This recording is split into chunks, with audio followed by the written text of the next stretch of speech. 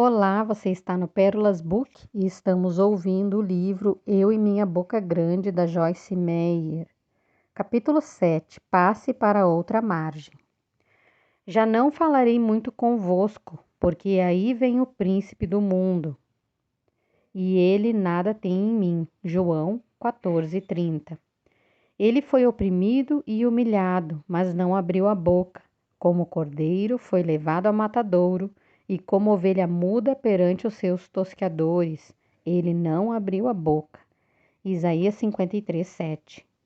Um dos momentos mais difíceis para disciplinar nossa mente, nossa língua, nosso humor e nossas atitudes é durante uma tempestade. Experimentamos tempestades de muitos níveis. Temos nossa fé testada e provada, e devemos aprender como nos comportar na tempestade. Versículos como os de João 14:30 e Isaías 53:7 sempre me deixaram confusa. Não tinha compreensão real da mensagem até que o Espírito Santo me revelou que se relacionavam com a língua e a tempestade. Quando Jesus estava experimentando a mais intensa pressão, ele decidiu que seria sábio não abrir a boca. Por quê? Creio que foi porque, em sua humanidade, Jesus teria sido tentado a fazer a mesma coisa que você e eu seríamos tentados a fazer, ou seja, duvidar, questionar a Deus, murmurar, dizer alguma coisa negativa e etc. Até mesmo um crente maduro dirá coisas que não deveria, quando a pressão é intensa e dura muito tempo. Jesus é o Filho de Deus. Ele mesmo é Deus, mas veio na forma de um ser humano. O escritor de Hebreus 4:15 diz que ele foi tentado em todas as coisas à nossa semelhança, mas sem pecado. Quando Jesus enfrentou situações nas quais poderia ser tentado a dizer coisas infrutíferas, ele propositadamente decidiu que se calaria. Essa é uma decisão sábia para qualquer um tomar durante tempos de estresse. Ao invés de falar de emoções conflitantes ou sentimentos feridos, é sempre melhor aquietar-nos e permitir que a tempestade emocional se acalme. As bênçãos estão chegando. Naquele dia, sendo já tarde, disse-lhes Jesus: passemos para a outra margem. Marcos 4:35. É sempre emocionante quando Jesus nos diz: vamos fazer uma coisa nova. Para mim, a frase passemos para outra margem equivale a dizer a promoção está chegando, ou as bênçãos estão a caminho, ou suba mais alto, ou qualquer outra palavra que o Senhor usa para nos dizer que é hora de mudança. Tenho certeza de que os discípulos estavam animados em ver o que aconteceria no outro lado. O que eles não esperavam ou previam era uma violenta tempestade no caminho. A fé é para o meio. Ora, levantou-se grande temporal de vento, e as ondas se arremessavam contra o barco, de modo que o mesmo já estava a encher-se d'água. E Jesus estava na popa, dormindo sobre o travesseiro. Eles o despertaram e lhes disseram: Mestre, não te importa que pereçamos? Marcos 4:37-38. Os discípulos provavelmente não estavam tão agitados no meio do caminho como estavam no início. Embora Deus frequentemente nos chame para um novo destino, quase sempre Ele não nos deixa saber o que vai acontecer no caminho. Abandonamos a segurança de onde estamos e partimos para as bênçãos da outra margem. Mas é no meio que geralmente ocorrem as tempestades. O meio geralmente é um lugar de teste. A tempestade estava com força total e Jesus estava dormindo. Isso soa familiar? Você já passou por momentos em que sentiu que estava afundando rapidamente e Jesus estava dormindo? Você orou e não ouviu nada de Deus? Passou o tempo com Ele, tentou sentir sua presença e ainda assim você não sentiu nada? Buscou uma resposta e apesar de ter lutado tanto contra o vento e as ondas, a tempestade ficou ainda mais violenta. E você ficou sem saber o que fazer? Às vezes nos referimos a essas estações como a meia-noite ou a noite negra da alma. A tempestade na qual os discípulos se encontravam não era uma chuvinha de abril ou uma inofensiva tempestade de verão, mas um verdadeiro furacão. As ondas não estavam indo e vindo calmamente, mas chicoteavam o barco com tanta fúria a ponto de rapidamente enchê-lo de água. Só isso já seria o suficiente para assustar qualquer um. É em momentos assim, quando o barco parece que vai afundar conosco, que devemos usar nossa fé. Podemos falar ou ler sobre fé, ouvir sermões, cantar músicas, mas na tempestade devemos usá-la. É também nessas horas que descobrimos quanta fé realmente temos. A fé é como um músculo, ela se torna mais forte quando é usada e não apenas quando falamos dela. Cada tempestade que enfrentamos nos capacita a lidar melhor com a próxima. Logo, nos tornamos um navegador tão bom que as tempestades não nos perturbam mais. Já passamos por isso antes e sabemos como terminará. Tudo ficará bem. De acordo com a Bíblia, somos mais que vencedores, Romanos 8,37. Para mim, isso significa que já sabemos que venceremos antes mesmo da batalha começar. Para alcançar o alvo, temos de enfrentar a tempestade, o que nem sempre é divertido. Mas é uma bênção saber que a fé é para aqueles dias quando não vemos a manifestação ainda. A fé é para o meio. Começar uma coisa não requer uma fé tremenda. O começo e o fim são emocionantes, mas puxa, o meio. Mesmo assim, temos de passar pelo meio para chegar à outra margem. Jesus queria que seus discípulos crescem nele. Passemos para a outra margem, disse ele. Jesus esperava que crescem que, se ele disse, aquilo iria acontecer. No entanto, assim como nós, os discípulos ficaram com medo. Tempestade acalmada, discípulos repreendidos. E ele, despertando, repreendeu o vento e disse ao mar: Acalma-te, emudece. O vento se aquietou e fez-se grande bonança. Então lhes disse: Por que sois assim tímidos? Como é que não tendes fé? Marcos 4, do 39 ao 40. Jesus acalmou a tempestade, mas repreendeu os discípulos pela falta de fé. Por que Jesus faz isso? É vital para nosso futuro que cresçamos na fé, que é a confiança em Deus. Se Jesus permitisse que ficássemos com medo e continuasse a acalmar as nossas tempestades sem nos corrigir, nunca aprenderíamos a insistir para passar para outra margem. Uma das coisas que devemos mudar é a nossa resposta às tempestades da vida. Claro que devemos crescer no domínio próprio e disciplina da língua. Como vimos, não podemos domar a língua sem a ajuda de Deus, mas nem Ele fará isso por nós. Aguente firme, a ajuda está a caminho. Guardemos firme a confissão da esperança, sem vacilar, pois quem fez a promessa é fiel. Hebreus 10, 23. Não basta ser positivo e falar com fé quando nossas circunstâncias são positivas. É hora de passarmos para outra margem. É hora de subirmos mais alto. É hora de guardarmos firme a confissão da esperança. Hebreus 10, 23. E sobrevivermos às tempestades, sabendo que Deus tem seus olhos em tudo, inclusive em nós e na tempestade. Deus é fiel e podemos segurar em sua mão, sabendo que Ele não permitirá que afundemos. Uma fonte com água doce e amarga. De uma só boca procede bênção e maldição. Meus irmãos, não é conveniente que essas coisas sejam assim. Acaso pode a fonte jorrar do mesmo lugar o que é doce e o que é amargoso? Tiago 3, do 10 ao 11. Devíamos nos esforçar para eliminar a conversa contraditória, falar uma coisa nos momentos bons e outras nos momentos ruins. Devíamos nos esforçar para não ser fontes que jorram água doce em momentos agradáveis e amarga em momentos amargos. Jesus estava sujeito às mesmas pressões e tentações que nós, e mesmo assim ele permaneceu sempre o mesmo. Hebreus 13:8.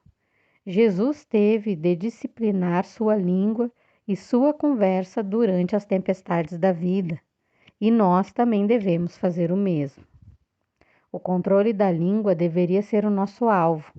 É um sinal de maturidade. É uma maneira de glorificar a Deus. Refreie a língua. Se alguém supõe ser religioso, deixando de refrear a língua, antes enganando o próprio coração, a sua religião é vã. Tiago 1:26. Meu amigo, essa é uma declaração forte. Podemos fazer todo tipo de boas obras por convicção religiosa, mas se não refrearmos a língua, não terão valor algum. Quando o assunto é palavra, língua e boca, não sei se esse é o seu caso. Fico deveras preocupada.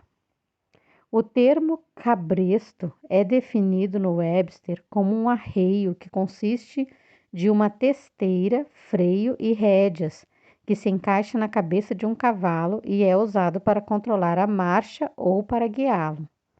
No meio das tempestades da vida, se não refrearmos a língua, jamais experimentaremos a libertação. O Espírito Santo será nosso cabresto, se aceitarmos sua liderança e orientação. Coloque um freio na boca. Ora, se pomos freio na boca dos cavalos para nos obedecerem, também lhes dirigimos o corpo inteiro. Observai igualmente os navios que, sendo tão grande e batidos de rijos ventos, por um pequeníssimo leme são dirigidos para onde queira o impulso do timoneiro. Assim também a língua, pequeno órgão, se gaba de grandes coisas. Vede como uma fagulha põe em brasas tão grande selva. Tiago 3, do 3 ao 5. Esses versículos indicam que a língua direciona a nossa vida. Alguém pode dizer que nossas palavras delimitam margens nas quais devemos viver.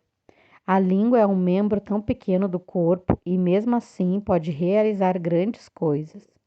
Seria maravilhoso se fossem somente coisas boas, mas não é assim. Relacionamentos são destruídos pela língua. A língua pode causar e frequentemente causa divórcio. Pessoas são emocionalmente feridas e nem todas se recuperam. Alguns idosos ainda serão feridos por coisas que lhes foram ditas quando eram crianças. Sim, a língua pode ser um pequeno órgão, mas puxa, que poderosa ela é. O freio que é colocado na boca de um cavalo também é muito pequeno, mas dá direção. Webster define o freio como a peça de metal de um cabresto que controla e reprime um animal. Algo que controla. Precisamos de um freio na boca, mas não será colocado de maneira forçada. Devemos querer. O Espírito Santo funcionará como esse freio se escolhermos sua direção. Quando começarmos a falar coisas erradas, nós o sentiremos puxar na direção correta. Ele está sempre trabalhando em nós para nos manter longe dos problemas. Seu ministério é para ser muito valorizado. O Espírito Santo como freio e cabresto. Não sejais como o cavalo ou a mula sem entendimento, os quais com freios e cabrestos são dominados. De outra sorte não te obedecem. Salmos 32:9. Um cavalo obedece ao comando do cabresto, que lhe controla o freio na boca. Se desobedecer, sofrerá grande dor. Acontece o mesmo em nosso relacionamento com o Espírito Santo. Ele é o cabresto e o freio em nossa boca. O Espírito Santo deveria estar controlando as rédeas de nossa vida. Ao seguirmos sua origem, chegaremos ao lugar certo e ficaremos fora de todos os lugares errados, mas se fizermos o contrário, sofreremos muito. A língua tem vontade própria, e toda altivez que se levante contra o conhecimento de Deus e levando cativo todo pensamento à obediência de Cristo. 2 Coríntios 10, 5. Em tempos de prova, a língua parece ter vontade própria. Às vezes, sinto que minha língua tem um motor que alguém ligou quando eu menos esperava. É muito importante ser responsável por nossos pensamentos, porque a fonte da palavra é o pensamento. Satanás sugere um pensamento como: eu não posso mais continuar assim. O que vai acontecer depois? Já sabemos, a língua dispara e verbaliza o pensamento. Como o problema começa na mente, a solução deve estar lá também. Devemos levar todo pensamento cativo à obediência de Cristo. Devemos lançar fora as imaginações erradas. 2 Coríntios 10, 5. A mente é o campo de batalha e deve ser renovada completamente para experimentar a boa vontade de Deus. Romanos 12, do 1 ao 2. A boca nunca será controlada a menos que a mente seja controlada. Por falar em controle da mente, é interessante observar que as pessoas que fazem bruxaria buscam controlar os pensamentos de outras pessoas. Aprender a projetar pensamentos errados em direção a pessoas inocentes é uma das prioridades delas. O que eu concluo disso é que Satanás quer controlar nossa mente. O Espírito Santo também quer controlar nossa mente, mas ele nunca nos força. É nossa escolha. Ele nos guia na direção certa e nos revela os pensamentos errados. Por isso, devemos escolher lançar fora o pensamento errado e pensar em alguma coisa que produzirá bom fruto, como somos instruídos em Filipenses 4:8. Finalmente, irmãos, tudo que é verdadeiro, tudo que é respeitável, tudo que é justo, tudo que é puro, tudo que é amável, tudo que é de boa fama, se alguma virtude há e se algum louvor existe, seja isso que o ocupe o vosso pensamento. No Salmos 19:14, o salmista ora: as palavras dos meus lábios e o meditar do meu coração sejam agradáveis na tua presença, Senhor, rocha minha e redentor meu. Observe que ele menciona tanto a boca quanto a mente. É porque elas trabalham juntas. Acho que algumas pessoas tentam controlar a língua, mas não fazem nada sobre os pensamentos. É como arrancar as folhas de uma erva daninha e deixar a raiz. Em pouco tempo ela crescerá novamente. Organize suas conversas. Bem-aventurados os irrepreensíveis no seu caminho, que andam na lei do Senhor. Salmo 119, 1. Devemos organizar nossa conversa de acordo com a vontade de Deus. Quando estiver sendo provado, não olhe só para onde você está agora e o que está acontecendo com você, mas olhe tudo com os olhos da fé.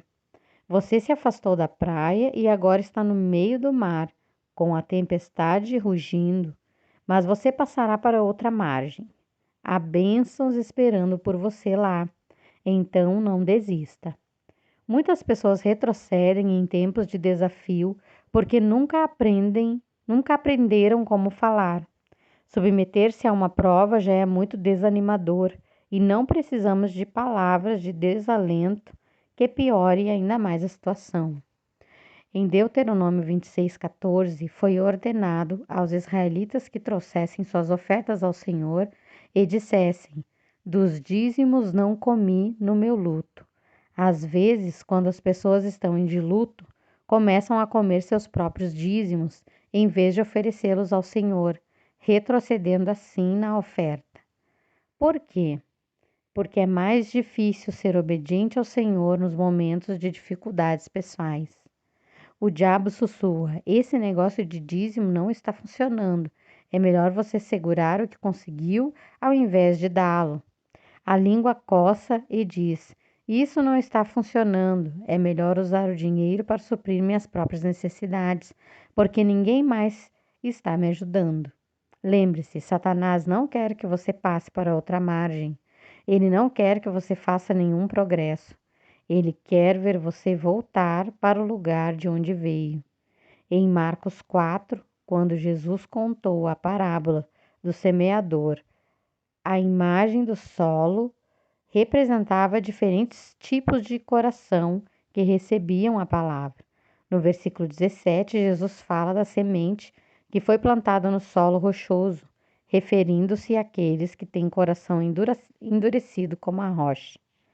Mas eles não têm raiz em si mesmos, sendo antes de pouca duração. Em lhes chegando a angústia ou a perseguição por causa da palavra, logo se escandalizam. As pessoas podem retroceder durante períodos de provação e tribulação. Em João 16:33, Jesus declara que devemos ter bom ânimo durante tais períodos, pois ele venceu o mundo por nós. Essas coisas vos tenho dito para que tenhais paz em mim. No mundo passais por aflições, mas tende bom ânimo. Eu venci o mundo. Essas são coisas que precisamos nos lembrar e dizer. Poderão reviver esses ossos? Veio sobre mim a mão do Senhor. Ele me levou pelo Espírito do Senhor e me deixou no meio de um vale que estava cheio de ossos e me fez andar ao redor deles. Eram muito numerosos na superfície do vale e estavam sequíssimos. Então me perguntou: Filho do homem, acaso poderão reviver esses ossos? Respondi: Senhor Deus, tu o sabes. Disse-me ele: Profetiza a estes ossos e dize-lhes: Ossos secos, ouvi a palavra do Senhor. Ezequiel 37, do 1 ao 4. Você pode achar que sua vida não passa de ossos secos e mortos. Suas circunstâncias podem estar tão mortas que já cheiram mal. Sua esperança pode parecer perdida, mas deixe-me mostrar-lhe a saída de Deus. Esse texto narra que o profeta fez como Deus ordenou e viu o Senhor reviver e colocar fôlego e espírito nos ossos secos e mortos. A mesma coisa pode acontecer conosco, desde que nos tornemos porta-vozes de Deus e profetizemos sua palavra. Não podemos mais falar nossas próprias palavras vãs e, sob pressão, permitir que nossa língua assuma o papel principal. Lázaro vem para fora. Estava enfermo Lázaro de Betânia, da aldeia de Maria e de sua irmã Marta. Esta Maria, cujo irmão Lázaro estava enfermo, era a mesma que ungiu com bálsamo o Senhor e lhe enxugou os pés com seus cabelos. Mandaram, pois, as irmãs de Lázaro dizer a Jesus: Senhor, está enfermo aquele a quem amas. João 11, do 1 ao 3. Em João 11, a doença e morte de Lázaro são relatadas. Quando Jesus entrou em cena, Lázaro já estava morto há 4 dias. Indo ao encontro de Jesus, sua irmã Marta disse-lhe: Senhor, se estiveras aqui, não teria morrido meu irmão. Verso 21. Mais tarde, sua irmã Maria lhe falou exatamente a mesma coisa. Senhor, se estiveras aqui, meu irmão não teria morrido. Versículo 32. Nós nos sentimos assim às vezes. Sentimos que se Jesus tivesse aparecido mais cedo, talvez as coisas não tivessem ficado tão ruins. Tenho certeza de que os discípulos sentiram que a sua situação teria sido diferente se Jesus não tivesse adormecido no barco. Em João 11, do 23 ao 25, vemos como Jesus respondeu a essas palavras de desesperança e desespero. Declarou-lhe Jesus: Teu irmão há de ressurgir. Eu sei, replicou Marta, que ele há de ressurgir na ressurreição do último dia. Disse-lhe Jesus: Eu sou a ressurreição e a vida. Quem crer em mim, ainda que morra, viverá. Você sabe o resto da história. Jesus chamou Lázaro, o homem que esteve morto durante 4 longos dias, para vir para fora do túmulo, e ele veio totalmente restaurado. Se Jesus pôde ressuscitar um morto, certamente ele pode ressuscitar uma circunstância morta. Podemos ver pela experiência de Ezequiel, com os ossos secos, e pela ressurreição de Lázaro, que não importa quão ruim as coisas pareçam, Deus trará a solução. mas lembre-se, há princípios espirituais que devemos respeitar para ver o poder de Deus operando o milagre. Um desses princípios espirituais é ilustrado pela história da mulher com o fluxo de sangue. Continue dizendo a si mesmo: aconteceu que certa mulher que havia 12 anos vinha sofrendo de uma hemorragia e muito padecera à mão de vários médicos, tendo despendido tudo quanto possuía, sem contudo nada aproveitar, antes pelo contrário, indo a pior, tendo ouvido a fama de Jesus, vindo por trás dele, por entre a multidão, tocou-lhe a veste. Marcos 5, do 25 ao 27. Que diremos da mulher com o fluxo de sangue? Estava doente há 12 anos, tinha sofrido muito e ninguém pôde ajudá-la. Com certeza, essa mulher era constantemente atormentada por pensamentos de desesperança. Quando decidiu ir até Jesus, ela deve ter ouvido: de que adianta? Mas decidiu enfrentar a multidão tão grande que chegava a sufocá-la. Tocou as vestes de Jesus, virtude fluiu e ela foi curada. Mas há um detalhe que não podemos perder, porque dizia: se eu apenas lhe tocar as vestes, ficarei curada. Marcos 5, 28. Ela dizia. Você entende? Ela dizia. Não importa como a mulher se sentia, não importa quanto tentaram desanimá-la. Embora o problema já durasse 12 anos e parece impossível passar pela multidão, essa mulher recebeu seu milagre. Jesus disse que fora a fé que a tinha salvado, versículo 34.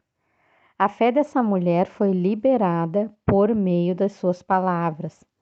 A fé tem de ser ativada para funcionar e nós a ativamos pelas palavras.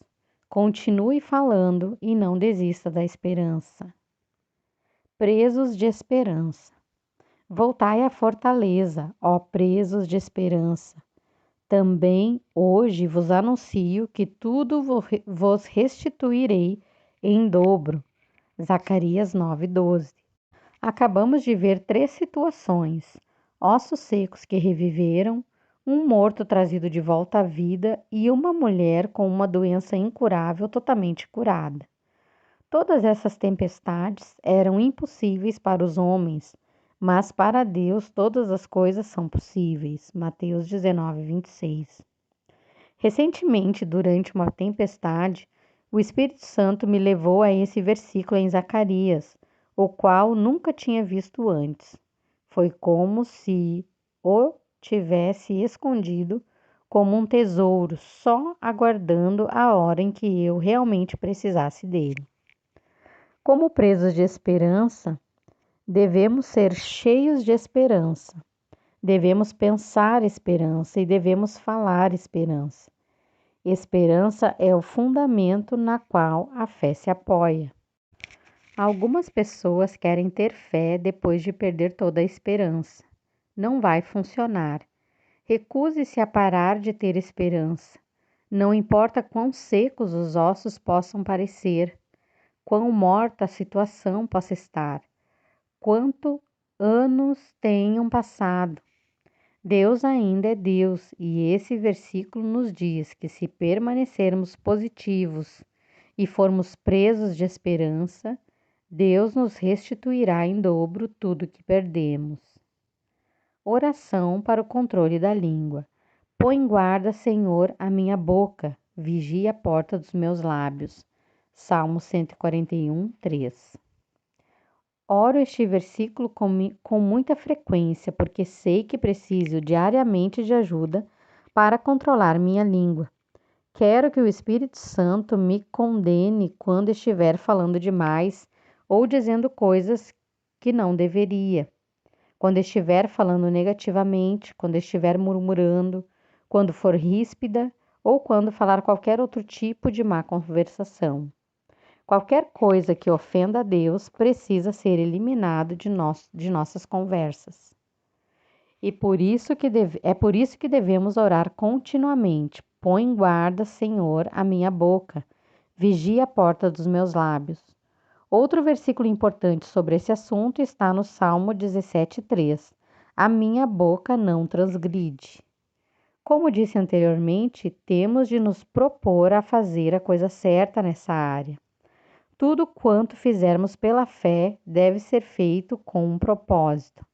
Disciplina é uma escolha. Lógico que não é fácil, mas começa com uma decisão. Quando estamos passando para o outro lado e de repente nos encontramos no meio da viagem, em uma violenta tempestade, temos de nos propor a não transgredir com a boca. É quando devemos orar esse versículo. Outro versículo que oro regularmente é o Salmo 19:14. As palavras dos meus lábios e o meditar do meu coração sejam agradáveis na tua presença, Senhor, rocha minha e redentor meu. Ore a palavra. Nada chama tão rápido a atenção de Deus. É a sua palavra que contém o poder do Espírito Santo. Permita que esses versículos sejam o clamor do seu coração. Seja sincero em seu desejo de ganhar a vitória nessa área. E enquanto busca a Deus, você vai notar que está mudando. Isso é o que o Senhor tem feito por mim. E Ele não faz acepção de pessoas. Atos 10:34. Todos aqueles que obedecem os mandamentos de Deus recebem o cumprimento de suas promessas. Ore esta oração de compromisso para exercer controle sobre a língua. Senhor, oro para que tu me ajudes a desenvolver uma sensibilidade ao Espírito Santo sobre toda a minha maneira de conversar. Não quero ser teimoso como um cavalo ou mula, que só obedece ao toque do cabresto ou freio. Quero me mover em tua direção apenas como um leve toque teu. Durante as tempestades da vida, enquanto estiver passando para outra margem, peço tua ajuda. Preciso sempre da tua ajuda, Senhor, mas esses períodos são períodos de tentação. Coloque guardas nos meus lábios e que todas as palavras da minha boca sejam aceitáveis diante de ti, ó Senhor, minha força e meu Redentor. Em nome de Jesus, eu oro. Amém.